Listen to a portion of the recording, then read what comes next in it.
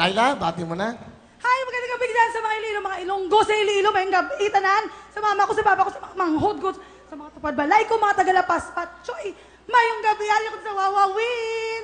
Okay, taga saan ka, Laila? Taga Iloilo po, pero ngayon, taga Quezon City po. Ano ang trabaho mo? I'm a call center agent. Okay, sige, call center daw. Thanks for calling Customer Assistance Center. This is Layla. How can I help you? May tumatawag. Isa pa. Ring. Thanks for calling Customer Assistance Center. This is Layla. How can I help you? Okay. Ikaw ba ay may baby na, Lai? Opo. Married na po ako for 14 years. 4 na po yung anak namin at nagkakilala po kami sa bus. Sa, anong bus? Anong bus? Papunta po ng Fairview kasi tumabi siya sa akin tapos nakitext. Kami Tapos? nagkakilala. Tapos, ways, para-paraan. Sabi niya sa akin, emergency lang. Pero the next day, tumawag na, nag-text na. Bet ako. Bet niya ako. Bet ka, ha? So, wala kang boyfriend nun? Wala. Actually, searching ako nun. Wow, galing. Searching. Na-search mo siya.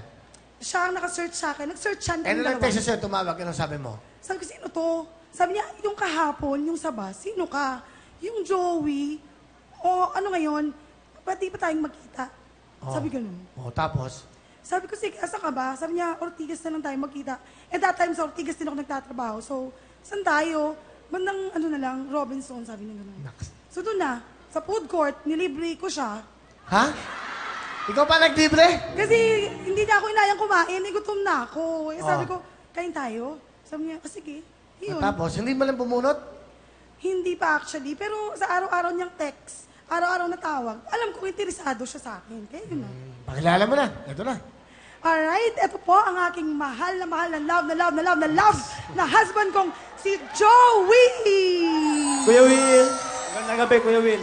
Pogi, Laksa. Parang Will. Okay. Mati ni Idol,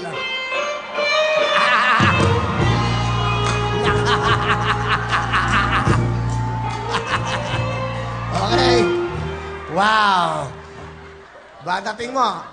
Nagkakilala kayo sa bus. Nakitext ka. Tama yun, Kuya Will. Ano, style mo lang ba yun o? Bali, mga 5 beses ko na siyang nakakasabay sa bus. Oo. Kaya, Ha? nakasabay ko sa bus. Eh, ba't kayo nahawak mo sa mic? Tapos? Nanginginig lang, Kuya Will, nanginginig. Okay, tapos? Wala siyang katabi. Sinabihan ko ngayon.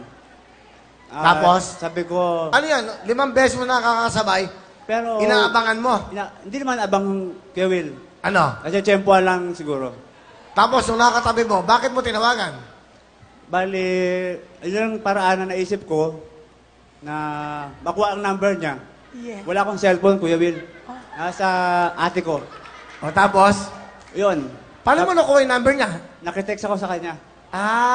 Galing So, pumasok doon sa phone ng ate mo? Ate ko, pumasok. At pag-uwi ko sa bahay, yun na. Na-text ko na.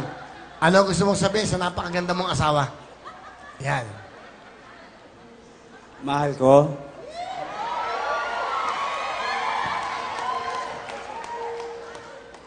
Salamat sa pagtitiis mo sa akin. Pagtsatsaga, trabaho ka sa gabi, alaga ka sa araw. Salamat sa pagtitiis mo. Mahal na mahal kita. Mahal. Haba na hair mo, Laila, ha? Of course. Laila, ano gusto mo sabihin sa napakagwapo mong asawa? Siyempre, Papings, alam mo, mahal na mahal din kita and alam ko na marami ka na rin pagtitiis sa akin. Pagtitiis sa pag-aalaga ng mga bata, ikaw yung napupuyat, nagtitimpla ng gatas, nagpapalit ng diaper, napagtiisan mo yung mga eye bags ko. So, okay lang yun, mahal na mahal din kita and sana nga, tumagal pa tayo ng tumagal hanggang sa forever. Diba? I love you too, Papings.